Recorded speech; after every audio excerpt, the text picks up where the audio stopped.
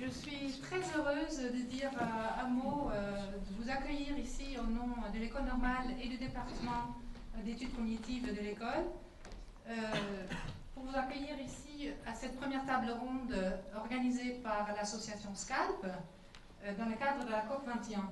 Alors l'association SCALP est un collectif qui est composé de plein de personnes, majoritairement de doctorants en sciences cognitives. C'est une association très jeune et je suis vraiment absolument ravie que cette association a vu le jour cette année. Je pense que là, les étudiants ont compris que les sciences cognitives devraient être au cœur des débats de société. C'est exactement leur but. Et ils ont travaillé vraiment beaucoup pour commencer à faire vivre cette association. Et je suis absolument impressionnée qu'ils ont réussi à organiser cette série de 5 tables rondes et pour lesquelles ils ont d'ailleurs obtenu le label COP 21. Donc, je pense que toute l'école et tous les départements d'études cognitives doivent se réjouir qu'il y a des jeunes qui investissent sur cette voie. Et je voudrais les féliciter et leur apporter tout mon soutien. Je trouve que cette première table ronde est absolument fascinante. Malheureusement, moi, je ne peux pas rester. J'ai d'autres obligations. Je le regrette vraiment. Heureusement, ça sera filmé, donc je pourrai le voir après. Et voilà, je vous souhaite une très bonne soirée. Merci.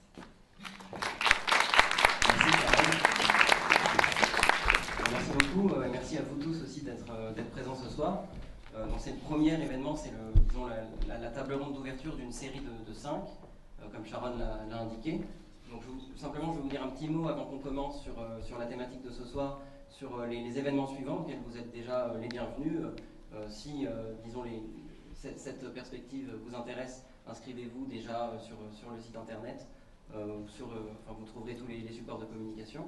Le prochain événement après ce soir, organisé par toujours l'association SCALP, en partenariat encore avec le DEC, aura lieu donc lundi. En fait, il y aura un événement lundi, mardi, mercredi et jeudi prochain dans le cadre de la COP 21. C'est une série de conférences donc, qui est labellisée COP 21.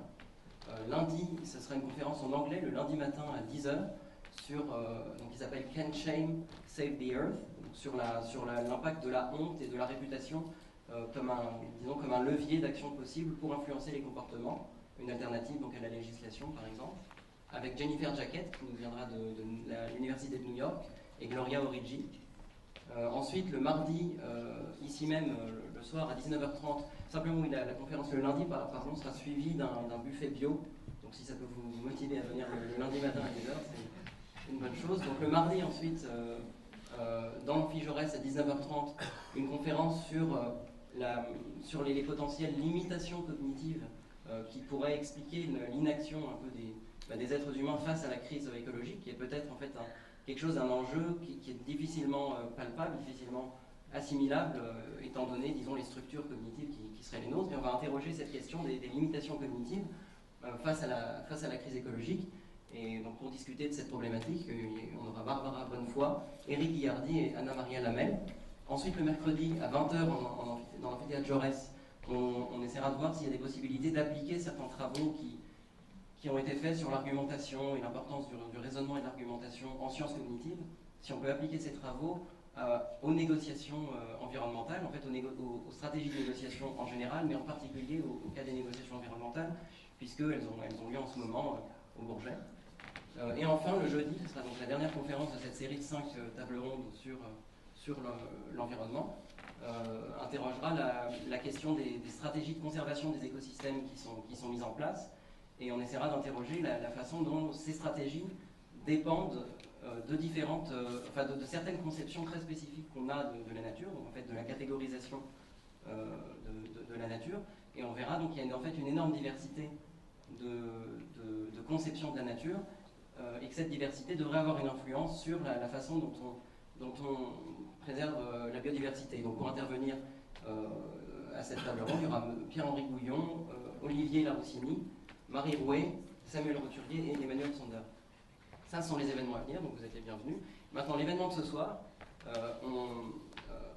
pour l'événement de ce soir, donc avec Pierre-Louis Choquet et Albert Hochheber, on va interroger la notion de responsabilité la question qui sera posée principalement, c'est en fait la question de savoir comment des individus peuvent avoir des comportements destructeurs de l'environnement, tout en sachant que c'est destructeur de l'environnement, et en fait en croyant que c'est mauvais de détruire l'environnement. Et on verra si la notion de dissonance cognitive peut aider à expliquer ce phénomène. Donc Pierre-Louis Choquet, tu es doctorant à la School of Geography and Environment à l'Université d'Oxford, et tu travailles en particulier sur la responsabilité des différents acteurs, que ce soit des individus ou des entreprises, dans les extractions d'énergie fossile. Et Albert Mokhaber, donc tu es psychologue clinicien, docteur en neurosciences cognitives. Tu t'intéresses particulièrement aux biais cognitifs en général, mais tu as travaillé plus en détail sur les théories de la dissonance cognitive, le phénomène de la dissonance cognitive. Et tu es aussi un des membres fondateurs du groupe Chiasma, qui est un groupe de réflexion sur les stratégies d'argumentation et l'influence des biais cognitifs dans les questions de société en général. Donc je vais maintenant laisser la parole à nos amis de l'association Coginov, qui ont accepté gentiment de modérer la table ronde de ce soir. Donc Pierre et Judith de l'association Coginov.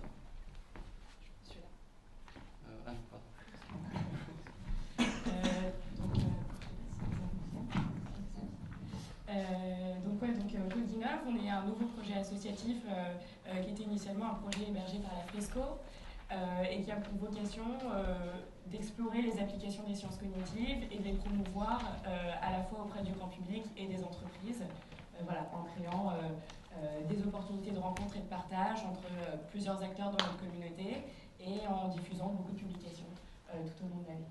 Donc voilà. Et je vais laisser la parole à Pierre d'abord, qui va nous présenter en fait pendant une vingtaine de minutes son sujet de recherche. Ensuite, Albert rebondira là-dessus, et puis il y aura une petite discussion pendant environ une demi-heure, et ensuite le public pourra intervenir et poser ses questions. Donc voilà. Pierre. Ok. Donc je vais vous dire quelques mots sur ma recherche. Donc Tristan l'a présenté, mais je vais la reformuler avec mes mots, mais c'était bien présenté. Comme ça, vous saurez un peu de quelle perspective je pars, puisque en fait, j'ai aucune connaissance particulière en sciences cognitives, si ce n'est quelques connaissances que j'ai eues en arrivant sur la philosophie du langage, mais c'est c'est des approches très périphériques. Donc en fait, je suis bien étudiant doctorant à l'Université d'Oxford, et en fait, je travaille, donc je suis affilié à l'école de géographie. En réalité, l'approche que j'ai, c'est une approche de philosophie politique et morale. Et en fait, je m'intéresse donc en fait au rôle des acteurs privés face au changement climatique. Et les acteurs privés que je considère, c'est les firmes multinationales pétrolières. Donc c'est pas par hasard, puisque en fait, je ne vais pas vous expliquer le rôle des énergies fossiles dans le changement climatique. Et du coup, en fait, l'objectif de mon travail, c'était de regarder les firmes multinationales, puisque précisément quand on regarde les enjeux politiques liés au changement climatique, en général, les personnes qui font de la recherche vont s'intéresser aux négociations, aux États, aux obligations de l'Inde, de la Chine, de la France, des questions de justice climatique. Elles vont être plutôt abordées sous l'angle du public. Et par contre, le rôle de l'industrie est très important, peut-être moins thématisé, on va dire, par les philosophes, les acteurs privés en général. Il y a encore une relative méconnaissance du monde de l'entreprise de la part des philosophes.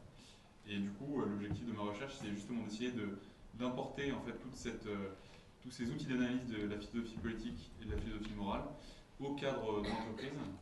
Parce qu'en fait, étant donné que les entreprises qui extraient des énergies fossiles ont la capacité d'exercer un pouvoir en fait sur le reste de la société, typiquement en contribuant à déplacer les stocks de carbone depuis le sous-sol jusque dans l'atmosphère, c'est bien un pouvoir qui façonne le monde en commun dans lequel on vit. Et bien ce pouvoir, il a encore relativement peu de contre-pouvoirs. Il y a des ONG, on pourra en discuter, ce ne sera pas forcément là-dessus que je vais m'intéresser, mais par rapport au pouvoir des États qui a été circonscrit avec toutes les luttes, on va dire, depuis 200 ans, pour circonscrire le pouvoir de l'État. On voit déjà avec l'état d'urgence, là, il y a déjà beaucoup de personnes qui commencent à se demander si le pouvoir de l'État n'est pas assez circonscrit justement avec ce qui se passe. Par contre, pour les entreprises multinationales, c'est encore quelque chose d'assez difficile, parce qu'elles sont des entités assez mobiles, non circonscrites à un territoire particulier, etc. Donc voilà, j'essaie d'importer le cadre la philosophie morale et politique pour comprendre et ressaisir un peu le contenu politique des activités économiques des multinationales. Alors voilà, donc je m'intéresse, voilà, j'ai dit à la responsabilité. Alors le point de départ sur cette question de la dissonance cognitive, ce qui me permet un peu de vous donner des nouvelles du terrain sur le thème, c'est que en fait, je me suis pas contenté de regarder un peu ce qui se disait dans les publications et d'avoir une approche théorique. J'ai en fait une approche, enfin j'ai la chance d'avoir la possibilité de faire du terrain. En fait, j'ai une convention de recherche avec une entreprise qui extrait des énergies fossiles. Et j'ai fait des entretiens en fait avec une vingtaine de personnes qui travaillent dans cette entreprise pour essayer d'interroger leur représentation de la problématique du changement climatique, de voir quelles sont leurs perceptions de tous ces enjeux planétaires. Alors en général, on n'a pas parlé que des enjeux planétaires, mais aussi des enjeux plus classiques de responsabilité sociale des entreprises. Donc si les personnes avaient été en poste dans des pays très exposés où il y a de la pollution visible, au sens des fuites, de la corruption, des problèmes d'insécurité. Donc j'ai parlé un peu de toutes les choses qui pouvaient questionner la responsabilité de l'entreprise, mais bien sûr j'ai essayé de m'intéresser au climat parce que c'est le cas typique ce que j'appelle un mal systémique, invisible, très difficile à ressaisir phénoménologiquement. Et donc du coup, forcément, je pense que j'ai essayé de capturer quelques dissonances cognitives au fil de mes entretiens. Je vais vous en dire un peu plus dans la suite de mon exposé. Donc en fait, je voulais, pour pas trop dépasser le temps qui m'est alloué, aborder 3 points de façon assez claire. J'espère que je m'atteindrai à cet objectif. Donc, tout d'abord, proposer une définition de la dissonance cognitive qui sera forcément qui partira d'une autre perspective que celle des neurosciences et des sciences cognitives, puisque je proposerai une définition qui se réfère à un peu les grandes contributions dans le domaine de la philosophie morale. Puis j'essaierai de faire un premier lien avec ce que j'ai observé dans le monde de l'entreprise au cours de mes entretiens. Ensuite, je me suis dit que ça pourrait être intéressant de faire un petit détour historique pour essayer de comprendre pourquoi la dissonance cognitive est en fait un trait majeur de notre expérience de la moralité, notre expérience morale quotidienne dans le monde moderne, et donc voir pourquoi c'était pas forcément le cas avant, donc il y a quand même relativement longtemps. Et puis après, je proposerai quelques suggestions qui sont en fait très ambitieuses, parce que si on considère les enjeux planétaires comme le changement climatique ou la perte de biodiversité, qui sont des enjeux, comme je l'ai dit, non perceptibles phénoménologiquement, si un jour on réussit à plus avoir de dissonance cognitive sur ces sujets-là, avec une sortie, si je veux dire, par le haut, c'est-à-dire ça voudrait dire que ces problèmes sont résolus. Alors comment on peut espérer que le peu de personnes qui vivent la dissonance cognitive sur ces sujets-là à l'intérieur des entreprises qui contribuent à aggraver les problèmes, donc si on veut que ces personnes-là sortent par le haut de la dissonance cognitive, comment on pourrait faire, qu'est-ce qui serait requis pour justement arriver à résoudre les problèmes, que je viens de mentionner. Donc tout d'abord, je vais vous proposer une définition de ce que je comprends être la dissonance cognitive, après on pourra en discuter. Je pense que, basiquement, on fait l'expérience tous de la dissonance cognitive quand, au moment de faire une action ou de dire une phrase particulière, on fait l'expérimentation tout simplement du fait qu'il y a quelque chose en nous qui sonne un peu, pas forcément faux, mais on fait une action concernant une certaine discordance, un hiatus entre ce qu'on fait et en fait ce qu'on constate intérieurement.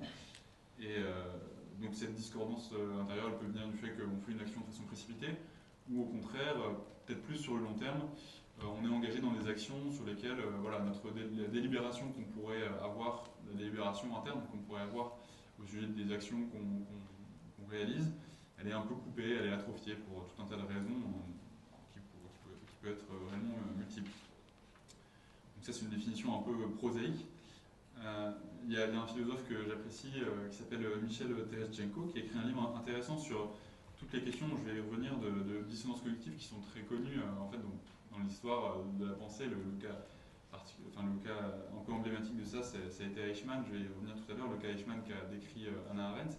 Mais alors Terestchenko, en fait, il a analysé plusieurs situations de personnes qui étaient en situation de dissonance cognitive et il a appelé ça, en fait, il a désigné, il n'utilise pas le terme de dissonance cognitive parce qu'il est philosophe, mais il dit on fait l'expérience d'une dissonance cognitive qui est problématique d'un point de vue moral lorsqu'on fait l'expérience de ce qu'il appelle une absence à soi. Donc, je pense que c'est un mot intéressant pour définir ce que peut être la dissonance cognitive quand elle a un contenu moral important, hein, c'est-à-dire que la directrice du département qui disait qu'elle était très contente de cette conférence mais qu'elle ne pouvait pas venir, c'était pas un contenu moral très élevé. Donc on ne peut pas parler d'une absence à soi qui soit réellement problématique.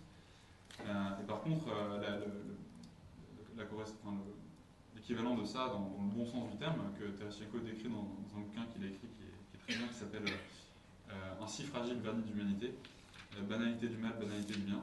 Il dit que, par contre, quand on fait l'expérience de faire le bien dans des situations où il y a un contenu moral important et qui potentiellement sont dangereuses, donc qui pourraient faire croire qu'on va prendre la mauvaise option, par exemple, au lieu de ça, on prend son courage à deux mains et on va dire aux nazis qui passent que nous on ne cache personne dans notre cave, il appelle ça la présence à soi. C'est le contraire de l'absence à soi. Et donc là, le soi fait l'expérience d'avoir une substance, quoi, quelque chose qu'il peut faire l'expérience au moment même où il remplit l'action qui le met en présence de lui-même. Donc ça, c'est une approche, je pense, qui est intéressante pour parler de la dissonance cognitive, y compris vis-à-vis des enjeux climatiques, par exemple. En fait, ce qui est assez problématique avec la dissonance cognitive, c'est qu'on vit dans une société qui est très compartimentalisée. C'est un mot anglais, je ne sais pas si ça importe en France, mais en français. Mais en fait, on évolue dans plusieurs institutions. Ça, c'est c'est particulier au monde moderne dans lequel on évolue, mais on évolue dans plusieurs institutions qui ont elles-mêmes leurs codes, leurs règles, leur langage spécifique. Et en fait, il y a un philosophe qui a parlé de ça sans vouloir directement en parler, il en parlait à un niveau plus fondamental, mais Wittgenstein, dans la seconde partie de sa vie, quand il décrivait les différentes formes de vie et toutes les règles qu'elles appelaient, c'est vrai que quand on passe, c'est exactement ce qui se... Enfin, on peut appliquer cette expression pour décrire ce qui se passe quand, par exemple, moi, je suis doctorant à Oxford et, admettons, j'ai un travail dans une entreprise, voilà le rôle que je joue quand je suis dans l'entreprise en question, j'ai failli dire sinon, a priori, je ne peux pas trop le dire, mais bref. On endosse des rôles différents qui font qu'on va adopter les codes sociaux des personnes avec qui on interagit, donc ça est très banal. Mais du coup, le fait qu'une personne, par exemple, qui a un travail particulier, qui investit dans une association à côté, qui est dans un parti politique, qui a sa famille, une personne va donc endosser plusieurs rôles différents au cours de sa vie, mais le problème c'est qu'il peut y avoir des conflits entre les valeurs des différentes sphères, évidemment. Et du coup, le problème de la dissonance cognitive se pose en termes de continuité, dans quelle mesure la personne est capable d'avoir une continuité entre ces différentes sphères, sachant en plus que, voilà, c'est pour ça que je voulais parler de ça à cet endroit-là, le problème de notre société dans laquelle on vit, d'une part, elle est très compartimentalisée et en plus, elle est bureaucratique. Donc ça, je pense que c'est particulièrement problématique pour le cas qui est le nôtre, enfin celui auquel on s'intéresse ici, donc le changement climatique et enfin le changement climatique en l'occurrence. C'est que du coup, il y a une érosion en fait, de la capacité des sujets à problématiser leur inscription dans certains codes qui peut être problématique, voilà, par exemple dans la lutte contre le changement climatique. Et alors je vais dire quelques mots sur le contexte bureaucratique, mais voilà, on a tous l'appréhension du fait que depuis la Seconde Guerre mondiale, il peut y avoir des conséquences tragiques. Ce contexte d'action dans lequel beaucoup de personnes sont amenées à évoluer dans leur vie, surtout quand elles sont amenées à travailler dans des multinationales, pour l'État, dans des institutions qui sont vraiment d'une taille très importante. Voilà, c'est toujours un peu délicat justement parce que l'exemple qui a été le mieux documenté et le plus discuté, et qui à mon sens peut être transféré à d'autres problématiques, mais ça on peut en discuter aussi, c'est le cas dont je vous ai parlé, c'est le cas de Hannah Arendt, qui justement en fait parle de la banalité du mal et se distingue en fait propose une nouveauté par rapport au cadre de la discussion sur le mal qui avait prévalu jusqu'alors, qui avait été réactualisé de façon assez forte par Kant, qui disait voilà, il y a une radicalité du mal. Enfin, Kant parlait de la radicalité du mal qui impliquait justement qu'on choisisse le mal. Donc que ce soit un choix libre, délibéré, volontaire de commettre le mal. Et qu'il y avait du coup une décision un peu maligne, hein, si j'utilise encore un terme un peu théologique qui serait un peu comment dire, anachronique. En fait, justement, Arendt, elle remet justement, quand elle observe Eichmann, elle remet en question cette radicalité du mal, au sens du mal qui serait un choix, mais elle dit justement, Eichmann n'est pas stupide, Eichmann est quelqu'un qui ne pense pas. Donc, pour elle, la disparition du penser, donc l'infinitif, voilà, enfin pour elle, cette disparition du penser, elle est caractéristique de la société moderne technique. Donc là, elle était assez influencée par Heidegger, Heidegger tardif, donc à la fin de sa vie, qui disait justement que la science ne pense pas. Enfin, ça, c'était Heidegger qui disait ça dans ses dernières conférences. Et du coup, la rationalité calculante ne pense pas.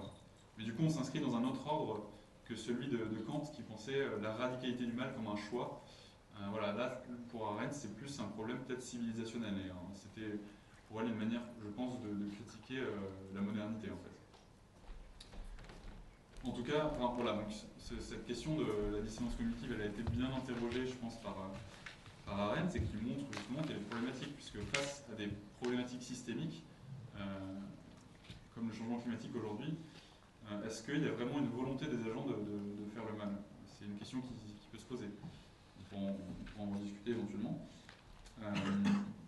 Voilà, en tout cas, peut-être, bon, je pense qu'il y a évidemment, là c'est pareil, il faudra en discuter, mais des amendements à faire à l'importation du cas de Arendt au cas actuel, et à mon cas en particulier, parce que le mal auquel on se réfère, donc dans un cas c'était l'extermination des Juifs d'Europe, et ici le cas du changement climatique, il y a beaucoup de choses qui diffèrent si on décrit les deux mots en question. Il y a une question d'horizon temporel, une question de impossibilité d'identifier précisément les victimes, il y a tout un tas de distinctions analytiques qui sont un peu secondaires. Voilà, et puis moi, ce que j'ai observé, en tout cas, ce qui me fait dire qu'il y a quand même une analogie possible entre les deux, c'est qu'il y a un potentiel, dans les bureaucraties contemporaines de dissonance cognitive qui est là, et qui est justement un potentiel. C'est-à-dire qu'il y a beaucoup de personnes qui justement sont dans cette banalité en fait, et qui n'ont pas forcément actualisé l'extension, l'importance du problème. Et en fait, beaucoup de structures sociales aujourd'hui, et c'était le cas dans le cas d'Arendt, menacent justement la capacité d'agence des humains qui participent, notamment les salariés dans les entreprises multinationales, quand il s'agit d'enjeux qui pourraient potentiellement remettre en cause les activités de l'entreprise. Donc voilà, il y a une... on pourra en rediscuter ça avec Albert, mais je pense que la dissonance cognitive est un des prérequis en fait, pour penser la responsabilité. Donc à partir du moment où on ne laisse pas d'espace pour la dissonance cognitive, on ne laisse pas d'espace pour qu'elle soit verbalisée, publicisée, voilà, c'est difficile ensuite justement de la laisser, de lui laisser faire son travail, qui peut être potentiellement positif. Voilà. Donc je dirais qu'il y a une résidence, moi de ce que j'ai observé, et là je vois que le temps tourne donc je ne vais pas trop m'étendre, mais de ce que j'ai observé, il y a toujours une résidence cognitive résiduelle, c'est évident, chez tout le monde, parce que tout le monde a conscience du changement climatique aujourd'hui, c'est de plus en plus on en parle, mais que je dirais que c'est un poil à gratter qui ne gratte pas encore assez fort, parce qu'il y a des effets de structure dans l'entreprise en tant que telle, qui fait qu'elle est capable de maintenir une acceptabilité en produisant un discours, par exemple sur le changement climatique, qui présente l'entreprise comme étant capable de donner une réponse technique, rationnelle au problème. Donc, on pourrait rentrer dans la controverse et discuter de cette réponse, mais en tout cas, qui permet de tenir le consentement des personnes qui travaillent et d'éroder, je pense, de détériorer la qualité de la dissonance cognitive, c'est-à-dire que voilà, ça érode un peu le tranchant, on va dire, des questions quand surgit par exemple la question du changement climatique. Donc voilà, j'étais assez allusif sur les dimensions un peu précises de l'expérience des salariés en entreprise, mais je pense que l'important, ce qu'il faut retenir à la fin de cette première partie, et en fait je pense qu'il n'y aura pas de troisième partie, mais c'est pas très grave, parce qu'elle est plus ouverte que les autres, et on pourra en discuter, mais ce qu'il faut retenir à la fin de cette première partie, je pense que c'est l'idée que la définition qui a été proposée par les philosophes intéressés par la philosophie morale sur les questions de la dissonance cognitive, elle est intéressante, surtout pour les questions où justement il y a un contenu moral qui est fort. Là c'est le cas du changement climatique. Voilà, alors je voulais juste, et là, en sachant que vous allez intervenir à l'ENS dans un domaine, un endroit où les personnes font plutôt de neurosciences, de la philosophie analytique, expliquer en quelques mots en fait pourquoi la dissonance cognitive, c'est un trait de notre expérience morale qui est si caractéristique de l'époque moderne. Et bon, alors du coup, c'est à la fois rassurant et pas rassurant, parce qu'on se rend compte qu'en fait, là, c'est quand même bien ancré, on va dire, dans notre culture morale. Juste, voilà, donner quelques rappels là-dessus. Alors en fait, pour ce faire, je voudrais m'appuyer, en fait, je vais m'appuyer sur des travaux d'historiens des idées. Celui sur qui je vais m'appuyer ici, c'est Alasdair MacIntyre, c'est un philosophe américain qui a fait de la philosophie politique, qui est notamment, qui était assez imprégné par la philosophie politique d'Aristote, par la métaphysique aristotélicienne, à un sens plus large. Donc du coup, je vais, voilà, ce que je dis, c'est pas moi qui l'ai inventé, mais du coup, peut-être retranscrire quelques idées, à mon avis, qu'il donne, qui sont intéressantes pour remettre en contexte un peu cette question de la dissonance cognitive. Alors en fait, MacIntyre, il parle justement du passage à la modernité comme justement le passage à un âge où justement notre expérience morale, l'expérience morale en fait de la plupart de nous, du moins occidentaux, se métamorphose. Puisque avant le passage à la modernité, en fait, les imaginaires sociaux, c'est-à-dire la façon dont les personnes se représentaient le cosmos, les imaginaires sociaux, c'est la façon dont les personnes se représentaient la société, et dont ils interagissaient, ils comprenaient leur inscription dans le cosmos et dans l'univers social, étaient imprégnés par le schème métaphysique aristotélicien. Donc celui-ci, au moins à l'époque médiévale en Europe et en France, il avait été réactualisé, on va dire inculturé par Thomas d'Aquin pour que les idées d'Aristote soient compatibles avec les dogmes chrétiens qui s'imposaient en fait à toutes les populations. Et en fait, alors je vais rentrer dans une technique, mais vous comprendrez mieux pourquoi elle est importante. Comme la plupart des cosmologies et des imaginaires sociaux non modernes, donc l'imaginaire social médiéval, qui prévalait en Europe, on va dire entre le XIe et le XVe siècle, il ne faisait pas, donc les personnes à cette époque-là ne faisaient pas de différence entre les faits, il n'y avait pas une distinction si nette entre les faits et les valeurs. Parce qu'on sait que cette distinction entre les faits et les valeurs qui est un peu à l'origine de la science moderne a été proposée par Descartes au début, puis après reprise, amplifiée par Kant, etc. Jusqu'à ce que l'on dise qu'il y a un règne des fins, le règne de la nécessité qui est réservé au monde naturel, donc la chose étendue, et le règne des fins qui est celui du royaume de la liberté humaine, tout simplement. Et alors tout ça n'existait pas justement, on va dire, à l'époque médiévale. Et en fait, ce qui caractérisait justement les prémodernes, c'est qu'ils pouvaient tirer des conclusions évaluatives à partir de prémices qui étaient factuelles. Je vais vous donner un exemple très simple. Quand j'énonce le fait que ma montre n'indique pas très précisément l'heure, je peux en conclure que c'est une mauvaise montre. Donc la première proposition est purement factuelle. Je dis que ma montre ne montre pas bien l'heure, et puis la conclusion que j'en tire, elle est évaluative. J'en dis quelque chose sur le fait que ce soit une bonne montre ou pas. Et en fait, tout simplement, ce que dit MacIntyre sur ce qui caractérisait l'époque prémoderne, c'est qu'en fait, à cette époque-là, le concept d'homme était tout bonnement un concept fonctionnel. Donc il dit que le concept de montre, l'exemple que je vous donnais, c'est un concept fonctionnel. Et le concept d'homme aussi était un concept fonctionnel. Donc l'homme, chaque personne, en fonction de son inscription dans la matrice sociale, s'il était guerrier, marchand, artisan, paysan, etc., il avait un télos qui était prédéfini en quelque sorte. Un télos au sens une fin vers laquelle tendre. Et puis voilà, c'était ses natures qu'il devait réaliser en faisant en fait tous les actes sociaux qui étaient requis de sa part. Donc évidemment, dans un tel contexte, le concept d'homme, le concept d'artisan, le concept de paysan n'existait pas sans l'idée de qu'est-ce que c'est un bon paysan. Donc, en fait, les personnes avaient, du moins c'est ce que suppose MacIntyre, je pense qu'il a raison, l'idée de dissonance cognitive n'existait pas, parce qu'en fait les gens ne se posaient tout simplement pas des questions de savoir si ils interagissaient de façon correcte, etc. C'était dans un cadre en tout cas qui était très très différent de celui qu'on connaît aujourd'hui. Et justement, du coup, comme je vous l'ai dit, la conquête de la modernité qui a aussi apporté, je pense, une lot de tourments, après on peut discuter de savoir si c'était mieux avant ou pas, mais ça a été justement de rejeter ce schéma aristotélicien et de dire que le concept d'être humain, c'était plus un concept fonctionnel, donc il n'était pas forcément assorti à une vision du bien particulière. Et du coup, le concept d'être humain, c'est un concept qui devenait ouvert, pour le dire de façon positive, et indéfini, pour le dire de façon négative. C'est-à-dire que, du coup, l'être humain devait il s'auto-positionnait, en fait, en quelque sorte, en actualisant sa liberté, en faisant des choix, etc. Donc tout ça s'est développé de façon très progressive.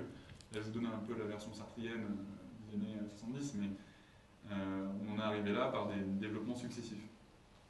Et de même, les sociétés libérales dans lesquelles on vit se définissent comme étant supposément neutres, et en tout cas n'imposent pas de vision particulière du bien aux personnes qui passent le contrat social entre elles, pour s'assurer qu'elles vont pouvoir ensuite vivre la vie comme elles l'entendent, en poursuivant la vision du bien qui est la leur.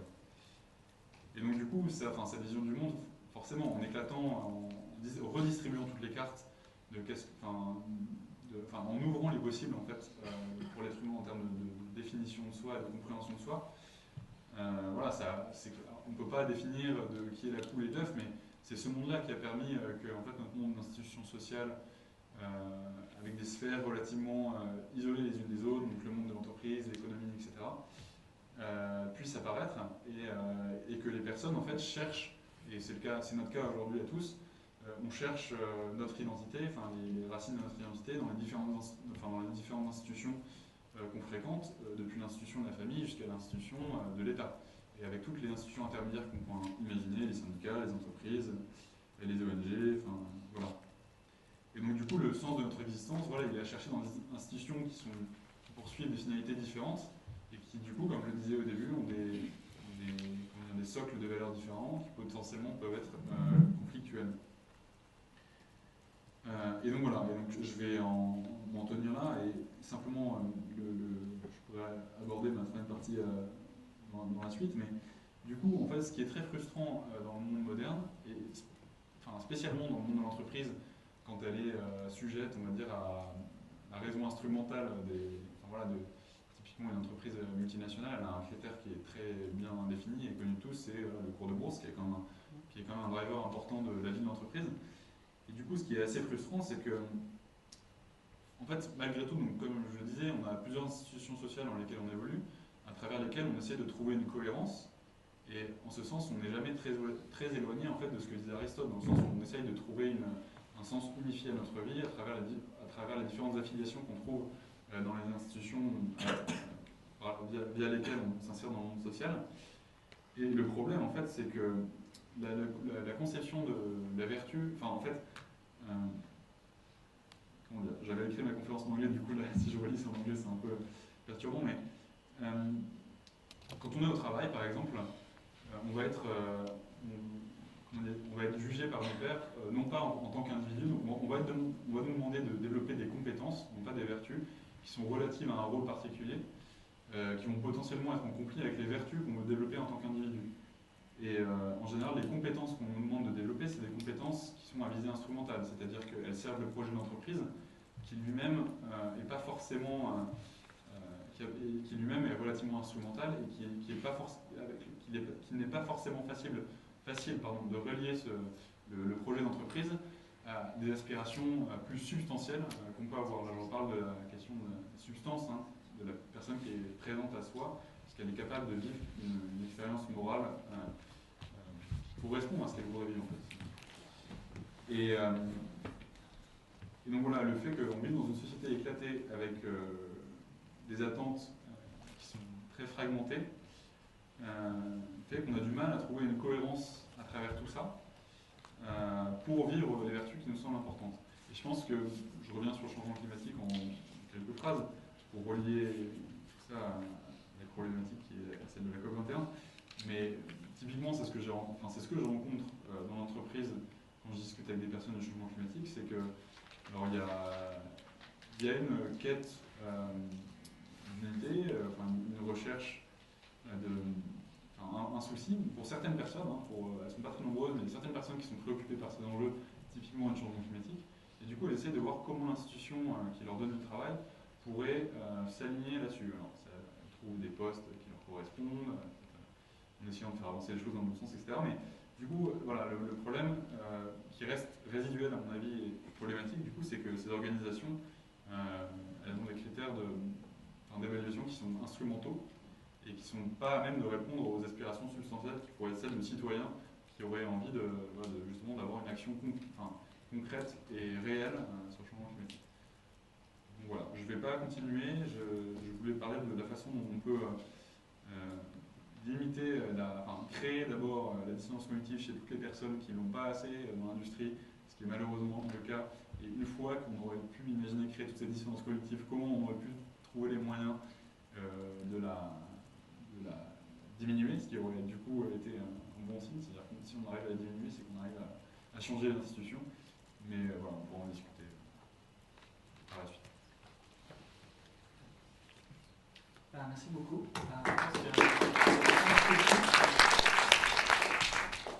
Je propose de passer directement à la suite avec Albert qui nous parlait précisément de ce concept de dissonance cognitive qu'on a déjà abordé, mais sous un angle un peu plus science cognitive. Bonjour, je vais essayer de définir, parce que là on a parlé un peu de dissonance cognitive, mais peut-être il y a des gens qui ne savent pas vraiment c'est quoi, à part que c'est une tension entre deux états contradictoires qui peuvent être un état mental et un comportement, deux comportements ou deux états mentaux. Mais pour comprendre un peu la dissonance cognitive, il faut déjà comprendre comment un peu notre cerveau fonctionne et comment est-ce qu'on se crée une identité. Et ce qu'il faut savoir, c'est que notre cerveau, un peu, c'est comme un conteur d'histoires qui nous raconte tout le temps des histoires pour créer une cohérence sur notre identité, sur qui je suis. Le but, c'est de pouvoir faire comme une frise, un continuum cohérent de qui je suis. Sauf que le monde dans lequel on vit est un monde un peu absurde et pas très cohérent. Du coup, notre cerveau, il n'a pas vraiment une moralité. Et s'il faut qu'il nous mente, il n'a aucun problème à le faire. Il va nous donner de fausses informations qui vont nous garder cette consistance interne. Un exemple très banal de la vie de tous les jours, je fais la queue, quelqu'un coupe la queue, je veux dire « Ah, quel salaud !» Après, il y a une queue, et moi je coupe la queue et je veux dire « Je suis en retard, c'est pas très grave ».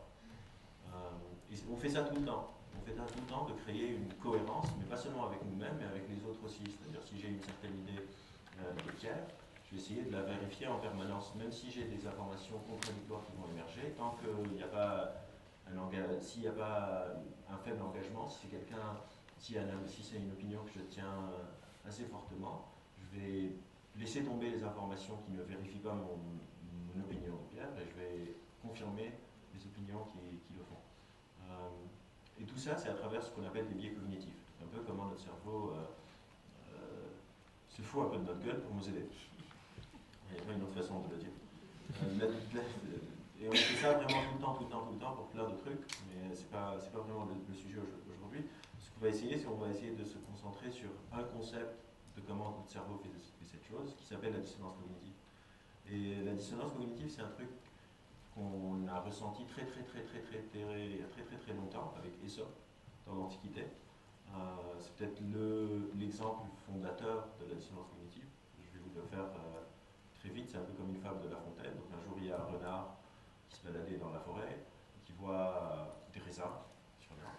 Il se dit, tiens, j'aimerais bien manger ces raisins. Du coup, il essaye de grimper sur l'arbre, il n'y arrive pas. Il demande à quelqu'un, à un oiseau, est-ce que tu pourrais me jeter les raisins? Il ne peut pas. Du coup, après 10, 15, 20 minutes, où il était vraiment engagé, il avait vraiment envie de manger ses raisins, et qu'il n'y arrive pas, il se dit, de toute façon, ils n'étaient pas bons. Genre, ils n'étaient pas bons, les raisins. Donc, et cette incohérence, parce que c'est quelque chose que je veux vraiment, que soudainement je lâche quand je ne peux pas avoir, ça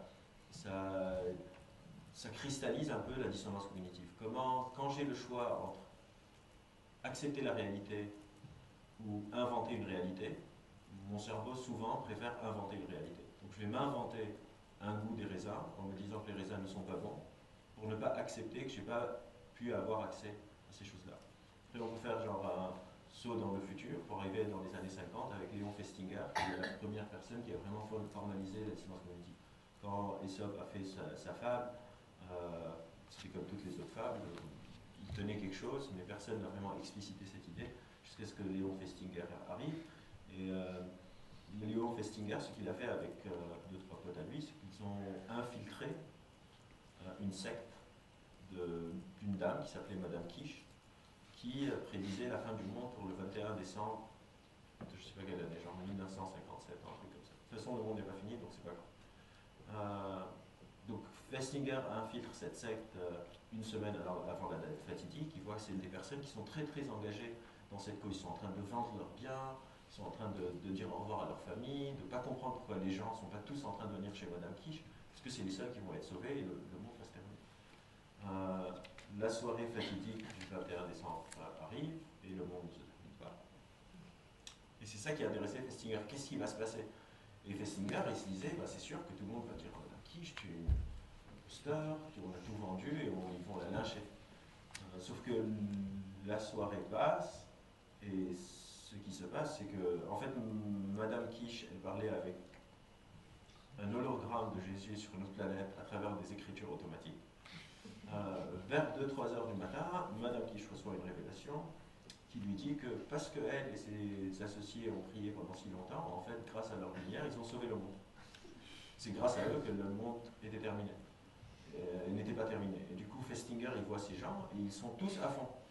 Tout le monde est à fond à se dire merci Madame Quiche, vous êtes génial, vous avez sauvé la planète. Et du coup, ils ont commencé à écrire des articles dans les journaux, à dire que l'humanité c'est des ingrats, que personne n'est en train de reconnaître la bonne valeur de Madame Quiche. Et ces histoires, on les voit beaucoup de fois. Récemment, il y a eu un monsieur Quiche, qui s'appelait autre chose, mais comme un monsieur Quiche, qui lui a prédit la fin du monde, pas une fois, pas deux fois, pas trois fois, mais 4 fois. 4 fois il se bourre.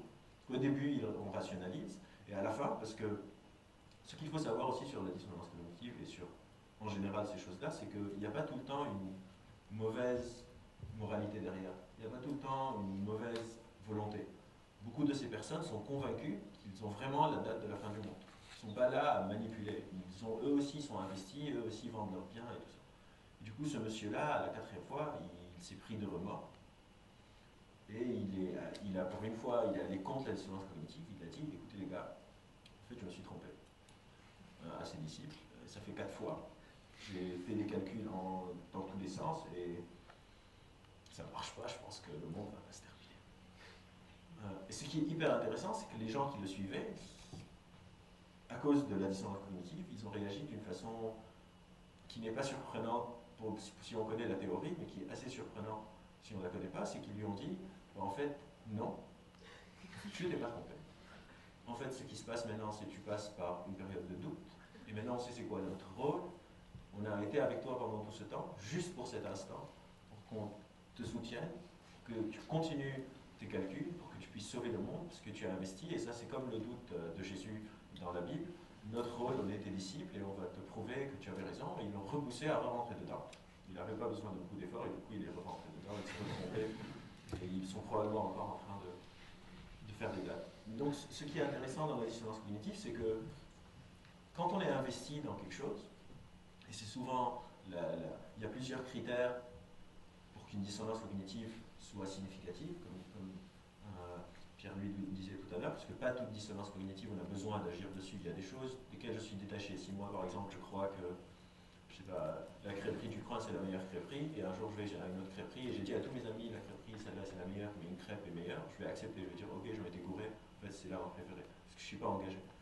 Mais quand je suis engagé, ce qu'on a découvert, c'est que la réalité est secondaire, la réalité objective, la réalité commune. Fois on parle d'objectivité, c'est quoi l'objectivité? Pour nous, l'objectivité, c'est ce qui reste quand on n'y croit plus. En science, en général, c'est une définition très simple. Du coup, la réalité objective, ce qui reste quand on n'y croit plus, est secondaire à la réalité subjective, qui est ma réalité à moi. Pourquoi est-ce que la dissonance cognitive est importante pour nous dans la prise de responsabilité et dans la destruction environnementale? C'est qu'on a... Je vais essayer de parler à plusieurs niveaux. Je vais essayer de vous expliquer au niveau individuel, au niveau industriel, pour revenir un peu sur ce que Pierre-Louis était en train de dire, et au niveau étatique, sur les nations, comment est-ce que les nations gèrent cette irresponsabilité. Et le premier groupe de personnes dont je veux parler, c'est les personnes qui déjà ne croient pas au changement climatique. Et souvent, et ça va paraître bizarre, mais je vais un peu parler pour les défendre. Souvent on les matraque, sauf que les personnes qui ne croient pas au réchauffement climatique, c'est les seules personnes qui ne sont pas en dissonance cognitive. Ils sont en consonance cognitive. Parce que pour eux, s'il n'y a pas de changement climatique, pourquoi est-ce que je devrais faire un effort? Du coup, une personne qui ne croit pas au changement climatique, qui ne recycle pas, il n'a aucune tension interne. Pourquoi est-ce que je vais recycler? pourquoi est-ce que je ne vais pas prendre l'avion, pourquoi est-ce que je vais faire ça, ce comportement, si de toute façon il n'y a pas de problème. Du coup, ces personnes-là, on va un peu les mettre de côté parce qu'eux, ils sont en consonance. On va prendre des personnes qui voient l'évidence du réchauffement climatique. Et ce qui est intéressant, c'est que quand on compare les comportements des personnes qui sont on les appelle les climato-sceptiques, et les comportements des personnes qui croient au changement climatique, en fait, c'est la même chose. Il n'y a pas vraiment de différence comportementale. Il y a une différence de croyance.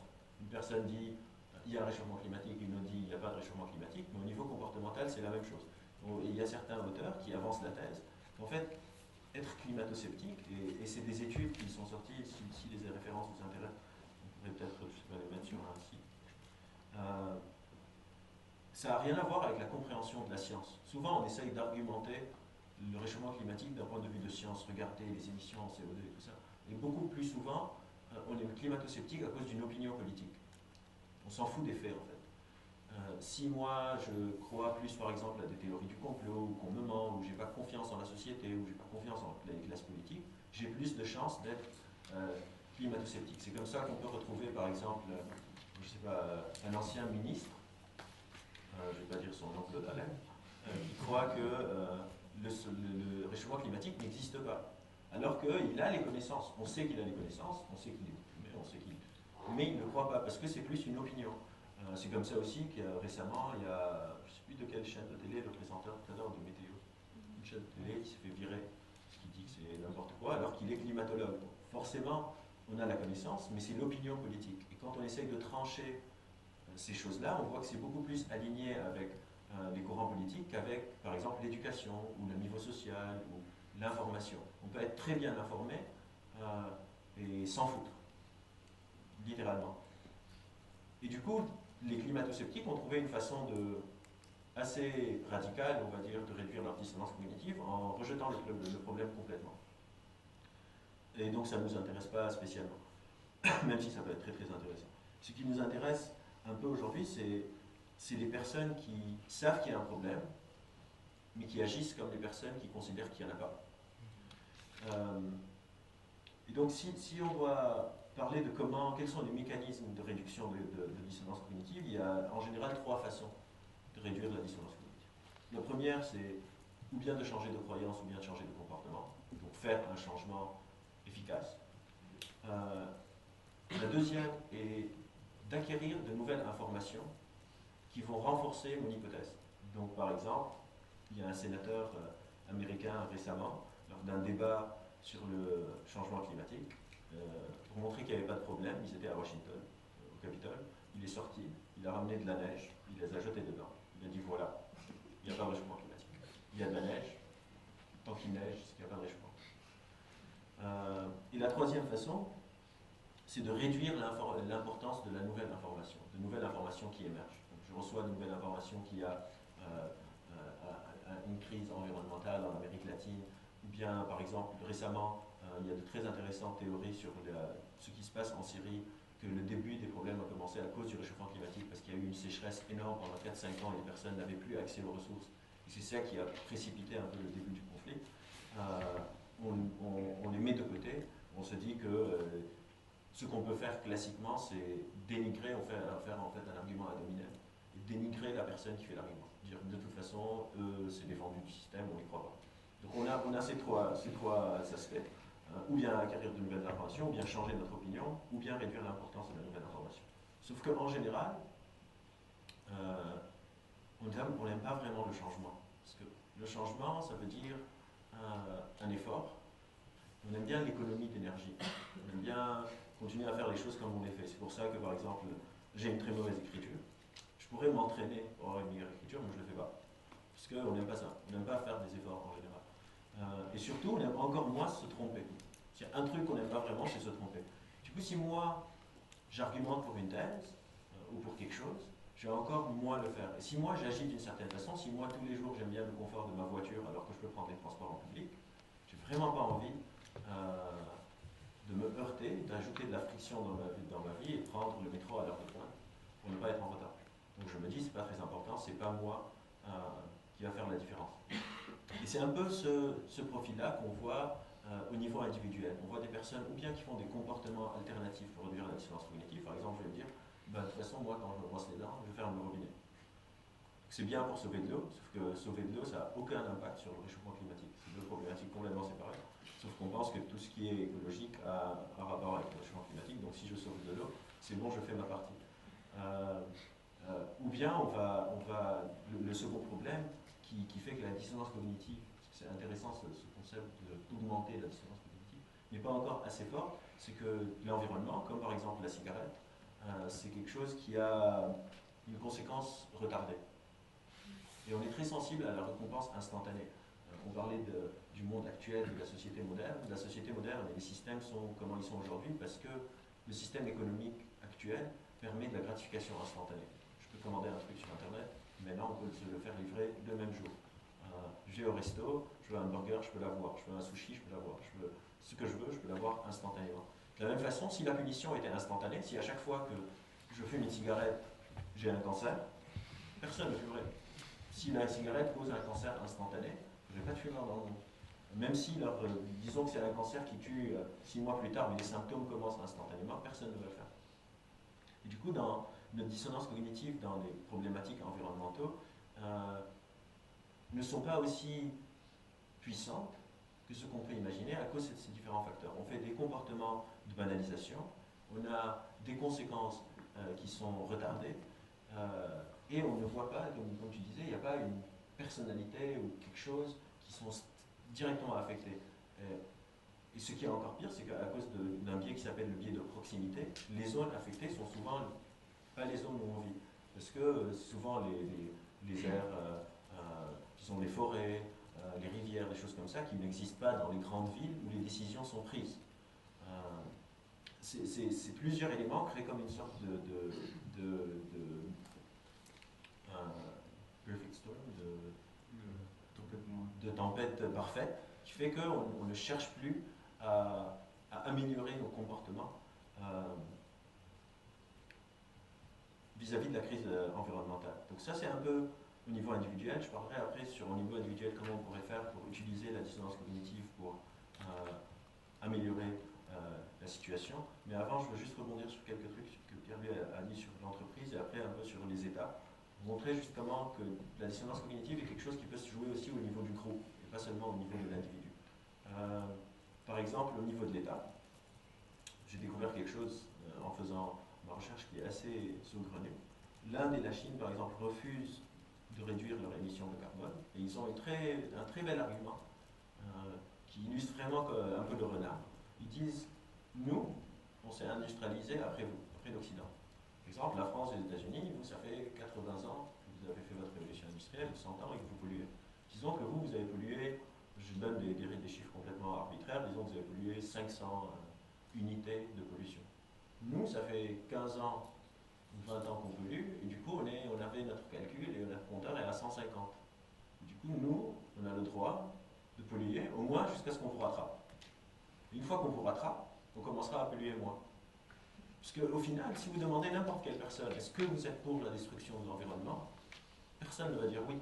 Personne va dire, ben oui, en fait, moi je m'en fous. Si les pays sont envahis par les mers, ou si on ne peut plus avoir de biodiversité, je m'en fous. Tout le monde dit, ah non, nous on fait notre meilleur. Là encore, tous les politiques se réunissent pour faire le meilleur.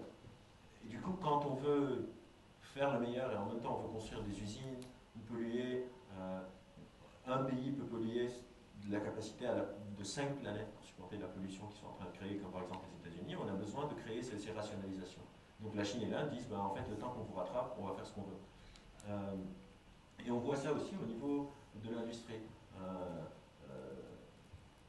Il y a des papiers qui sont sortis, comme par exemple les personnes qui extraient les matières nécessaires pour polluer. Ils disent, ben, en fait, nous, on ne pollue pas. C'est pas notre faute. Nous, on est juste en train de vous donner des trucs et c'est vous qui êtes en train de foutre la merde avec. C'est pas nous, c'est vous. C'est un peu la même chose, pour rebondir sur une tangente qui n'a rien à voir, au niveau des droits de port des armes. Aux États-Unis, ils disent en anglais guns don't kill people, people kill people. Genre, c'est pas la faute aux armes, c'est la faute aux gens. Et tout ça, c'est des rationalisations qui peuvent paraître absurdes pour réduire cette dissonance cognitive. Parce que personne ne veut vraiment admettre qu'on est en train de contribuer activement à une catastrophe qu'on voit venir. Mais ce qui est intéressant, c'est que quand on hausse l'engagement, donc si vous regardez les personnes qui font partie d'associations environnementales, qui sont très actives, que ce soit sur les réseaux sociaux ou dans leur groupe d'amis, ou tout ça, qui sont hyper actives sur ce sujet, ces personnes-là sont souvent en congruence. C'est-à-dire, eux, ils essayent de réduire leur consommation, ils essayent de prendre les transports en public, ils essayent de ne pas surconsommer, ils essayent d'acheter des choses bien. Et ce qui est marrant, là aussi, c'est que ces personnes, quand vous les voyez avec leurs potes, qui ne sont pas aussi sensibles, ils sont traités de chiens. Genre, tu me fais chier avec ton truc de bio. Tu peux arrêter avec ton truc, on peut prendre la voiture, ça ne va rien changer, pourquoi tu veux tout le temps prendre le train? Et du coup, on retrouve un peu un rejet social des personnes, des acteurs du changement positif. Parce qu'on est résistant à ce changement et on retrouve ce mécanisme de rationalisation, quitte à rejeter un pote pour ne pas accepter de changer mon opinion ou mes comportements ou ma réalité interne. Ça peut aller vraiment à des extrêmes assez absurdes.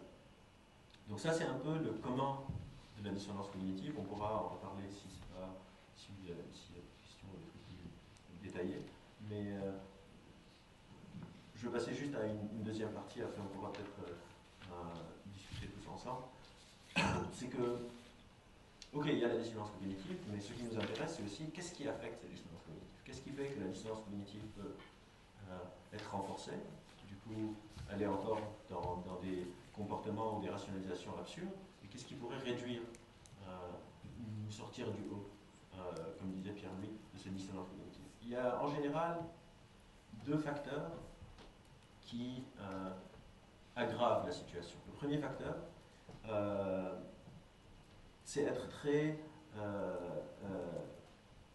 engagé sur le sujet. Par exemple, avoir des comportements. Si quelqu'un a un Hummer, prend l'avion 10 fois par jour,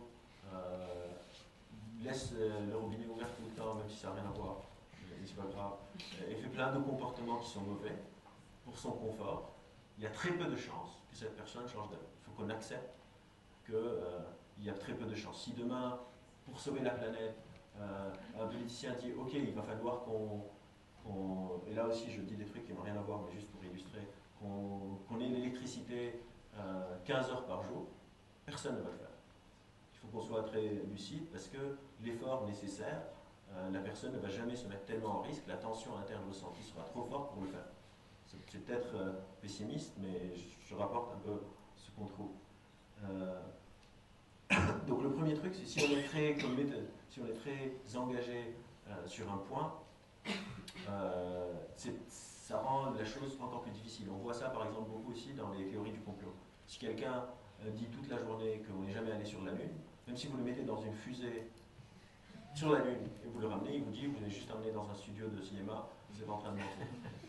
Et c'est ça le deuxième point qui est très intéressant, c'est que plus on apporte des preuves d'un point, et plus la personne est convaincue de son opinion.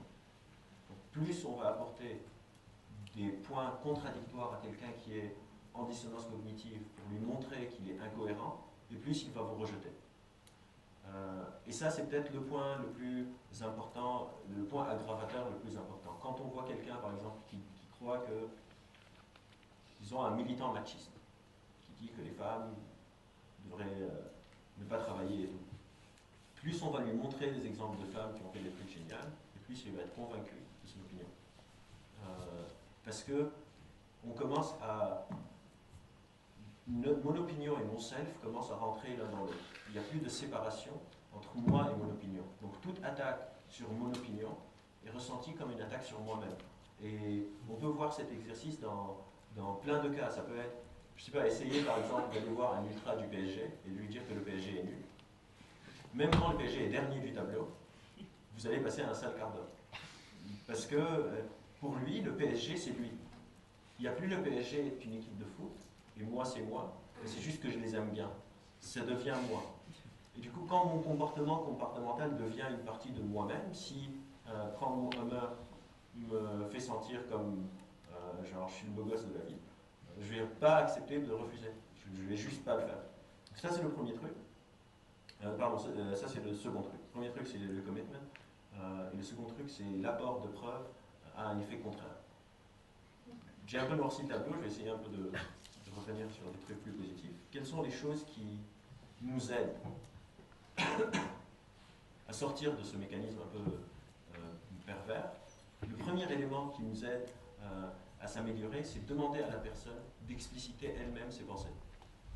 Au lieu de lui dire « tu te trompes, tu dis n'importe quoi, tu fous, il y a plein d'études, regarde, je vais te trouver sans papier et tout », et que la personne se soit agressée, plus que son opinion est une identité, agresser une identité, et donc créer une forme de rejet de tout ce que vous dites, demandez à la personne d'expliciter ses pensées, dans les plus intimes détails. Donc, par exemple, disons quelqu'un ne connaît pas aller sur la Lune, ne connaît pas aller dans l'espace, lui demander est-ce que tu pourrais m'expliquer comment est-ce que ça s'est passé? Ou bien comment est-ce que le GPS marche? Ou bien la station spatiale, comment ça marche? Lui expliquer c'est quoi son explication de ce qu'on voit. Donc par exemple dans le réchauffement climatique, pourquoi est-ce que tu crois que les températures sont en train d'augmenter? Pourquoi est-ce que tu crois qu'il y a une fonte des glaciers qui est accélérée? Et le plus important, si vous avez cette approche, c'est d'aller de plus en plus dans les détails. Parce que ce qui tient ces mécanismes, c'est souvent une thèse très très très simple, cachée sur plein de niveaux de complexité qui ne sont pas très très bien compris. Par exemple, en neurosciences, nous, on a souvent le truc de genre le cerveau est une machine quantique, ou la loi de l'attraction, si je pense à quelque chose, ça va se passer, des choses comme ça, très nébuleuses.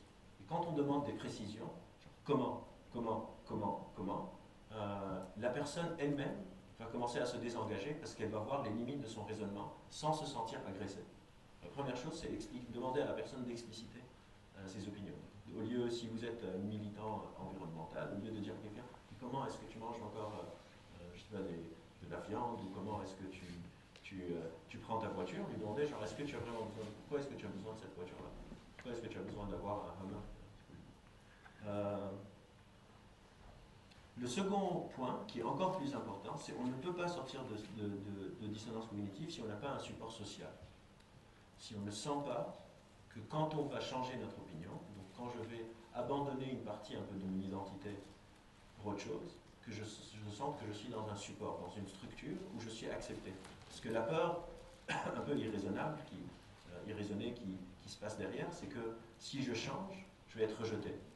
Ou si je change, je vais être en danger. Du coup, créer une sorte de structure qui va pouvoir accompagner les personnes dans leur changement comportemental. Au lieu d'imposer aux gens, on va faire ci, on va faire ça, on va faire ci, on va faire ça, créer des structures qui vont accompagner le changement d'habitude, parce que clairement, ce qu'on veut faire, c'est changer nos habitudes, changer comment on fait les choses, changer comment le monde fonctionne. Et changer, ça veut dire ou bien perdre, c'est automatiquement perdre ce qu'on a déjà, même si on va gagner autre chose, mais il y a une perte temporaire, le temps de gagner autre chose. Et du coup, créer des accompagnements pour rassurer ces changements, que ça va bien se passer, que tout ira bien. Et le troisième point, c'est qu'il faut qu'on soit le plus précis et le plus spécifique possible. Parce que quand on attaque de façon générale, on tape le self de façon beaucoup plus brute. Ce qu'on veut faire, c'est vraiment avoir des interventions hyper spécifiques et hyper précises pour apporter ce changement. Au lieu de dire on va tous crever dans 30 ans, il n'y aura plus de ville et la Terre va exploser sur elle-même, on va détruire tout le système solaire, on va essayer de prendre un point très très spécifique, une problématique hyper spécialisée qui constitue moins de danger sur la personne et viser ce point-là. Par exemple, et c'est encore mieux si c'est proche, pour utiliser aussi les biais de proximité. On pourrait parler vraiment beaucoup, parce que c'est difficile de parler de la distance cognitive, et j'essaye un peu de faire un acte de funambule en évitant de parler de tous les autres biais, parce qu'ils se connectent tous. Mais par exemple, on peut levier le biais de proximité. Si vous dites à un mec qui habite à Lille, on est en train de détruire la forêt amazonienne, il ne la voit pas, la forêt amazonienne. Genre, il va être triste pendant 2 minutes, après il va voir qu'est-ce qu'il y a au ciné, aller voir un film. Par contre, si on trouve des choses très précises qui sont proches de nous, c'est là où on peut faciliter la réduction de la dissonance cognitive à travers un changement comportemental au lieu que ce soit à travers une rationalisation. Donc ces 3 éléments nous permettent un peu d'aller dans le bon sens, et les 2 premiers éléments c'était d'aller dans le mauvais sens. Et le dernier point un peu dont je voulais vous parler, qui n'est pas nécessairement dans la dissonance cognitive, mais qui est un peu l'état actuel des choses de la société au niveau des changements climatiques, c'est qu'on a fait tellement de brassage dans le vent qu'on a aussi une sorte, ce qu'on appelle une impuissance acquise. Parce qu'on a développé une sorte d'impuissance acquise dans la société où il y a beaucoup de personnes aussi qui croient que de toute façon on ne peut plus rien faire. Et quand on croit, l'impuissance acquise est liée à un autre concept en psychologie qui s'appelle le locus de contrôle, c'est-à-dire combien est-ce que je pense que je peux contrôler ce qui m'arrive. Et quand on est dans une situation où notre locus de contrôle est très faible, on n'est plus motivé pour faire un changement. Pourquoi est-ce que moi, je vais changer toutes mes habitudes si je sens que de toute façon, ça va servir à rien? J'ai aucune raison de faire un effort individuel ou un effort d'entreprise. Pourquoi est-ce que je vais risquer de perdre des sous? Est-ce que je vais risquer de perdre dans le cours de la bourse? Pourquoi est-ce que moi, comme État, je vais risquer de tomber derrière dans la course à l'industrialisation ou aux technologies si de toute façon, ça ne va servir à rien, si de toute façon, c'est trop tard?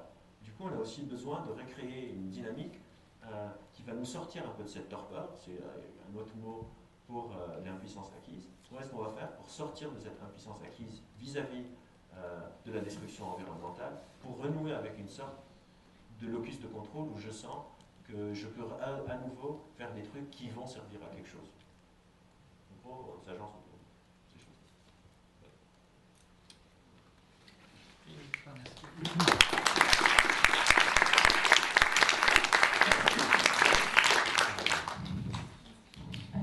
Du coup, vous pouvez peut-être, vous avez peut-être des choses que vous avez déjà un petit peu, t'as déjà un petit peu répondu à Pierre, mais peut-être que vous avez d'autres choses que vous avez envie de vous dire, maintenant que vous avez un peu présenté des points de...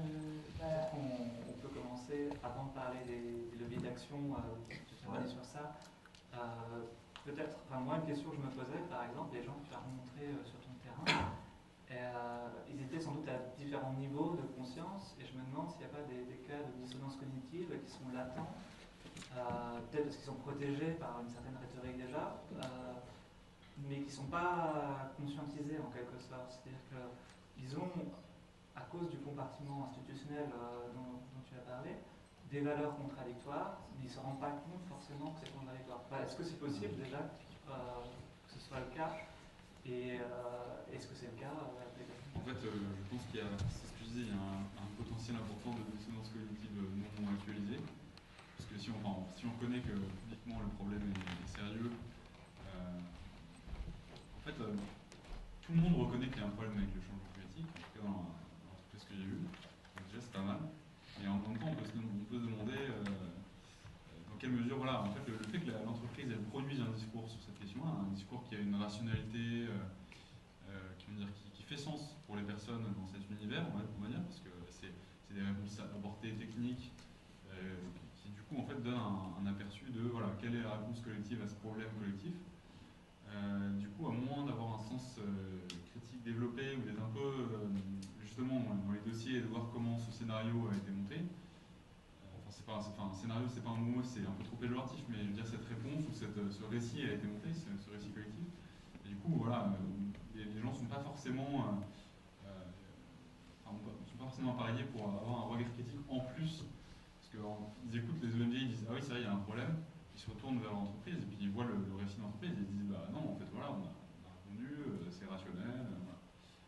Après il y a plusieurs types de personnes, alors en plus c'est des typologies qui sont pas claires mais qui se recroisent, c'est-à-dire que moi globalement j'ai distingué deux types de personnes, c'est-à-dire des personnes qui travaillent un peu dans le gros cœur de la fusée, parce que c'est quand même très très capitalistique l'industrie pétrolière, donc il y a beaucoup de personnes qui travaillent sur des trucs vraiment, voilà, comment on va prévoir de forer à tel endroit, enfin, des trucs qui sont très techniques, et puis ils n'ont aucun contact avec le client, parce que c'est tellement des énormes entreprises que c'est très intégré.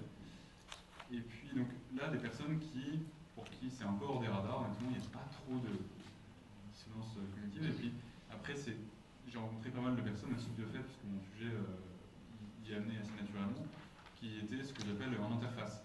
Donc du coup, interface avec les ONG, interface avec bon, en fait il y a tout un tas d'ONG, mais sur tout un tas de sujets, donc les personnes en charge des enjeux climat, les personnes en charge des enjeux relations avec les parties prenantes dans les zones d'exploitation, etc. Donc là, c'était des gens qui avaient, à mon avis, originellement ou à un moment de leur carrière, un potentiel potentiel de dissonance cognitive qui s'activait et qui après, souvent, le résolvait à ces fonctions-là. C'est-à-dire que de façon surprenante, les gens les plus, on va dire, tourmentés, si j'ose dire, que j'ai rencontrés, ils n'étaient pas forcément à ces postes-là, au contraire. Et du coup, voilà, des fois j'ai des entretiens un peu bizarres avec des personnes qui étaient sur des postes, on aurait pu croire qu'elles avaient un regard un petit peu critique, mais du coup, non, c'était assez. Enfin, leur position un peu d'interface permettait, à mon avis, de résoudre la tension. Et puis après, il y a aussi un autre angle de tacle qui est le nombre d'années passées dans le business. Parce qu'en fait, c'est un peu. Enfin, moi, je pense qu'il y a une des choses que je vais dire dans ma recherche, c'est que malheureusement, l'industrie pétrolière, parce que moi, du coup, je suis dans le pétrole, pas dans le charbon, mais c'est. Je pense que il y a beaucoup de jeunes qui ont exprimé une certaine plus de dissonance. Alors je pense que c'est des générationnels, ils ne la perdront pas forcément totalement, parce que c'est aussi des générations, la façon dont l'enseignement a changé depuis, etc. Qui expriment cette tension plus fortement. Mais par contre, quand ils ont été faire de la rotation, partir en rotation, donc faire des allers-retours au Nigeria et qu'ils ont vu que les salaires un peu qui étaient donnés, parce que ce qui se passe en filiale, c'est un peu incroyable. Là, dans l'entreprise où je travaillais, ils avaient proposé un plan de retraite pour un salarié nigérian et il avait une prime de départ de $1 million et $100 000 d'indemnité mensuelle. Donc c'est des trucs, c'est un peu la folie, c'est-à-dire qu'on déjà ça a redistribué un peu les cartes et puis on a un peu perdu. C'est-à-dire que je pense qu'en fait l'expérience de l'industrie extractive dans le monde actuel aujourd'hui, elle est très perturbante moralement. Donc à mon avis, elle corrode le sens moral. Et donc c'est vrai qu'après, une fois qu'on a vu ça, ou si une fois, c'est quelqu'un que j'ai rencontré, on s'est fait prendre en otage par des pirates qui arrivaient sur la plateforme et qui, du coup, on sort $80 000 de cash qui était caché dans un tiroir pour leur donner et qui s'en aillent. C'est vrai qu'après, tout passe. Voilà, changement climatique, bon, c'est vrai que c'est important, c'est embêtant, mais d'ailleurs, on est quand même un peu. Voilà, il y a un pouvoir, à mon avis, déstructurant qui est vraiment pas évident à gérer. Peut-être du coup, j'aurais été plus dans mon exposé. Et du coup, puis après, il y a toute la question des salaires, etc. Donc l'institution pèse, je pense, énormément sur la capacité des personnes à problématiser. C'est pour ça que je pense que tout ça pour dire, par rapport à ces éléments-là, que le temps passé dans l'organisation aussi, voilà, ça renforce. Oui, bien sûr, c'est un engagement. Pour rebondir un peu sur ce que tu disais, je reviens un peu à Festinger, qui est un peu l'auteur principal de la théorie de la science cognitive. Donc après son séjour avec Madame Kitsch, forcément, il a voulu faire des designs expérimentaux pour étudier la science cognitive. Et ce que tu dis me fait rebondir sur ça. Donc en gros, il a demandé à des gens de venir et de faire un truc, une tâche hyper chiante. En fait, c'est des petits, vous pouvez voir la vidéo sur YouTube, c'est des petites colonnes comme ça carrées. Et il faut venir et les tourner d'un quart de tour. Pendant genre, je sais pas, 20 minutes. Tourner des trucs d'un quart de tour. Sauf qu'à un groupe, il leur donne $1. À un autre groupe, il leur donne $50. Ou $20, un truc comme ça. Mais genre une somme conséquente, une somme vraiment minime. Et à la fin de l'expérience, ils vont voir les gens, ils leur disent écoutez, notre assistant n'est pas là. Est-ce que vous pouvez, en sortant, dire à la personne qui est dehors, qui attend, que ils vont venir faire une expérience et que c'est très très intéressant, que c'est un truc très très passionnant. Et le mec dit oui, ok, pourquoi pas. Mais après, il leur demande mais en fait, vous, est-ce que vous avez trouvé ça vraiment passionnant ou pas? Et ce qui est intéressant, c'est que donc il y a un groupe qui a été payé $1 et un groupe qui a été payé $20. La question, c'est qui est-ce que vous pensez a trouvé le truc plus intéressant? Qui? $1. Le $1. En fait, tout le monde s'attendait à ce que les $20 disent que c'est plus intéressant, mais en fait, les gens qui trouvaient ça beaucoup plus intéressant, c'est les $1. Les gens qui étaient payés $1. Parce que par dissonance cognitive, il faut rationaliser pourquoi j'ai perdu 20 minutes. Oui, il va se dire, bah, si j'ai perdu 20 minutes, je suis payé $1, je suis un peu foutu de ma gueule. Donc, je trouve ça hyper intéressant. On voulait aider la science, c'est hyper intéressant si vous étudiez Dr. Festinger, etc., etc. Et les gens qui ont été payés $20 n'ont pas besoin de rationaliser, ils n'ont pas de dissonance cognitive parce qu'ils ont été payés $20. Ils disent non, mais ça c'est le truc le plus chiant au monde. Si vous voulez, on vient faire pas tous les jours. Ça rejoint un peu ces employés qui disent en fait, on est d'accord, on est en train de casser l'environnement, c'est pas très grave, parce que je suis payé, j'ai un tiroir avec $80 000 dedans. Donc, C'est pas pour eux, mais genre ils ont leur prime et tout ça, et je pense qu'ils sont assez bien payés. Et c'est là aussi où on voit que plus on a des comportements qui peuvent nous aider à ne pas se casser la tête avec la dissonance cognitive, et plus c'est simple. Et c'est pas par hasard que c'est souvent les ONG qui, inversement, n'ont pas beaucoup de revenus, qui sont plus engagés dans la cause et qui ont besoin de rationaliser en disant c'est très très très important. Alors que les autres, ils n'ont pas vraiment besoin de dire que c'est très très important parce qu'ils ont la récompense qui vient d'ailleurs. Mais surtout, c'est sûr que l'âge dans l'entreprise va affecter, parce que plus ça fait de temps que je suis dans l'entreprise, plus je suis engagé, et moins ça me dérange. Un dernier truc, c'est qu'on parle de dissonance cognitive comme si c'est quelque chose de conscient tout le temps. Cérébralement, les recherches qu'on fait maintenant à l'ICM, on ne sait pas encore si c'est conscient ou pas conscient, mais en tout cas, les gens n'ont pas accès tout le temps à la dissonance cognitive consciemment. C'est-à-dire, les personnes qui faisaient l'expérience de Festinger ne se sont pas dit « Ah, j'ai été payé juste $1, donc je trouve ça intéressant pour ne pas avoir une mauvaise opinion de moi-même que je viens de perdre 30 minutes. » C'est des trucs automatiques, c'est notre cerveau un peu qui les fait.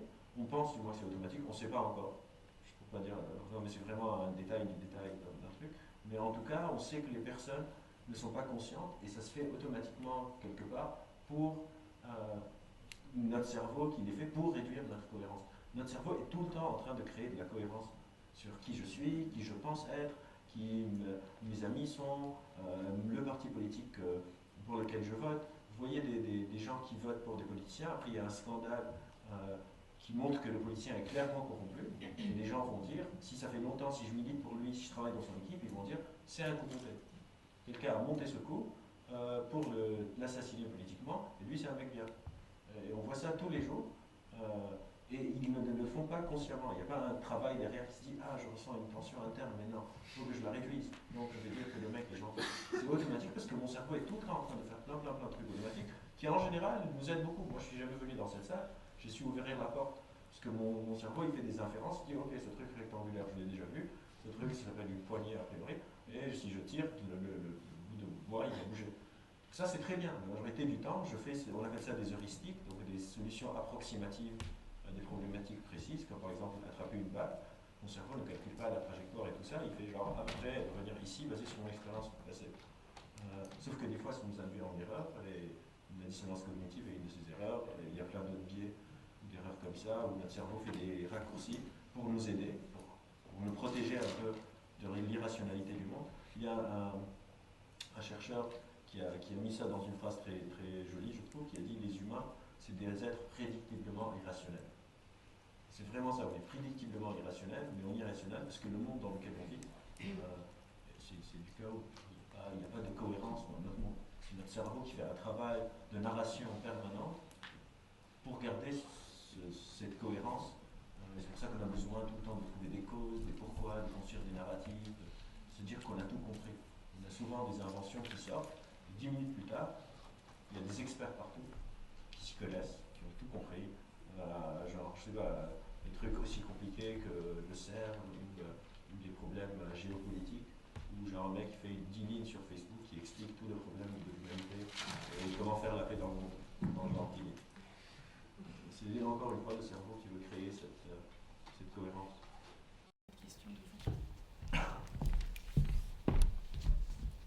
Bonjour. C'est une somme de questions et de remarques. Je vais faire court. Déjà, en fait, il se trouve que je travaille auprès des représentants des salariés et donc avec le milieu syndical chez les énergéticiens en France. Donc, ce dont tu parles résonne particulièrement pour moi dans le discours que je peux entendre de la part des représentants du personnel. Et effectivement, ça me semble, il y a on ne peut pas compter sur la CGT Énergie pour sortir du nucléaire, s'il faut être clair. Parce que le grand écart entre la défense de l'emploi d'un côté et ce que ça pourrait impliquer est trop important. Et parce que je pense que les salariés ont besoin de se sentir valorisés dans ce qu'ils font, tout comme tout à chacun a besoin de se sentir,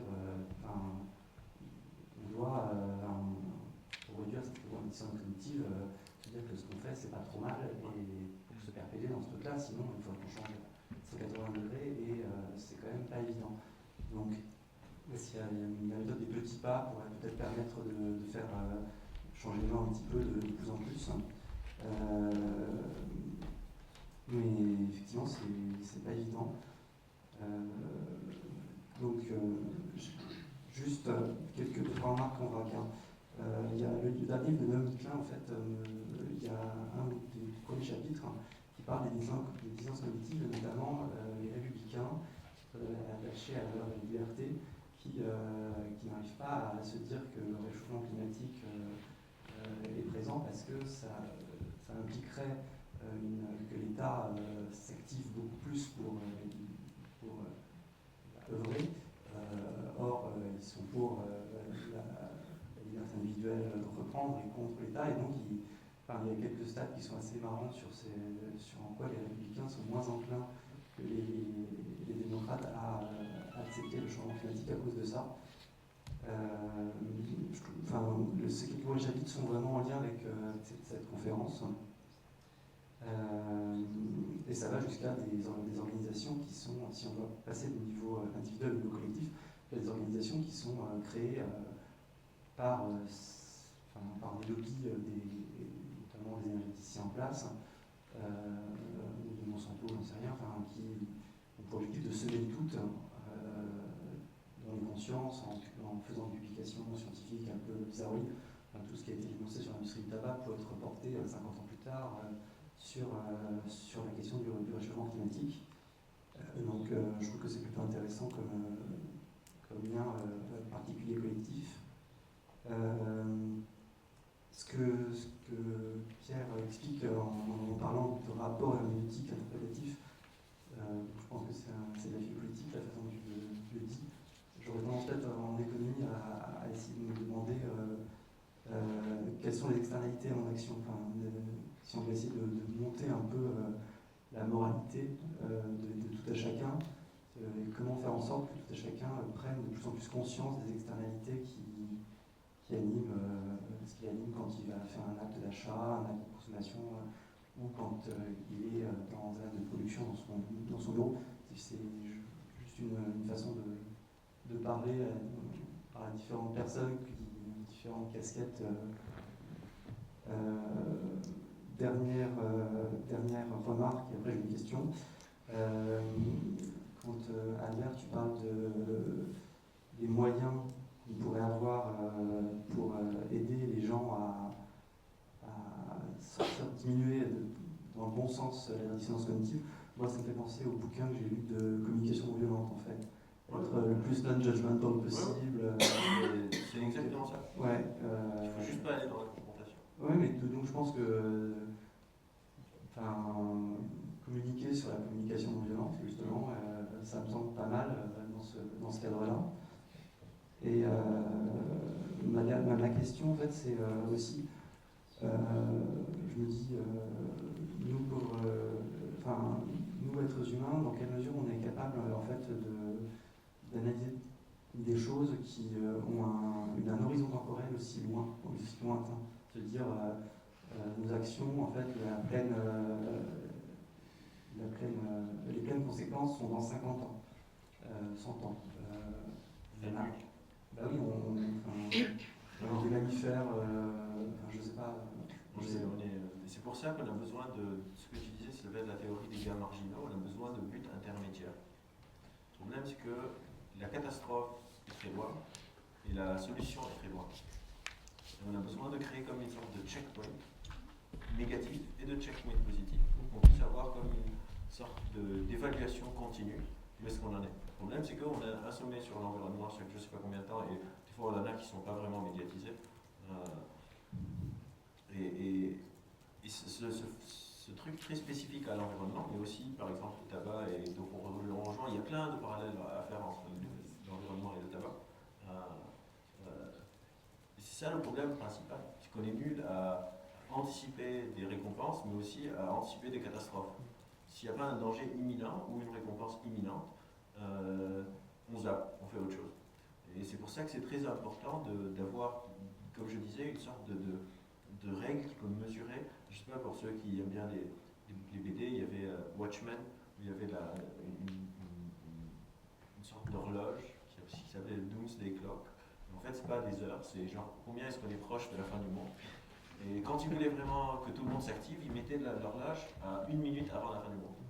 Et là, tout le monde était genre en alerte. Et quand la Doomsday Clock allait à genre 5 ou 10 minutes avant la fin du monde, là, tout le monde s'en foutait et on recommençait à faire nos comportements et tout ça. Et peut-être qu'on aurait besoin d'une sorte de Doomsday Clock symbolique. Mais elle existe déjà en vrai. Ah, elle existe déjà. Ouais, il est minuit moins 5 depuis 40 ans. Ouais. Alors, il faut qu'on soit genre minuit, moins une Comme seconde. ça marche pas. Mais genre, on a besoin d'un truc. Tant que c'est abstrait, ça va être très difficile.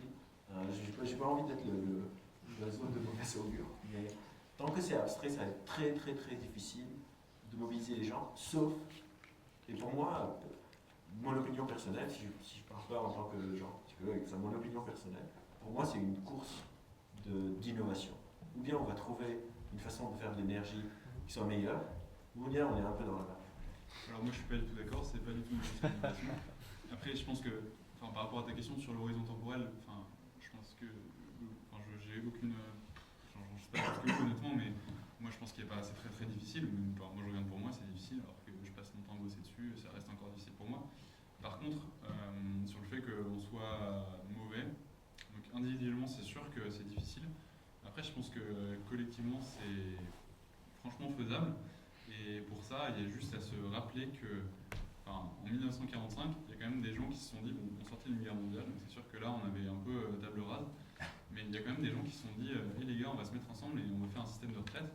Et aujourd'hui, je sais pas si on demandait aux gens de payer leur charge, leur charge de retraite et dans un système par répartition à la fin de chaque mois, sur le simple, en demandant seulement sur leur bonne volonté et leur capacité à se mobiliser pour une bonne cause, je suis pas sûr que les gens le feraient.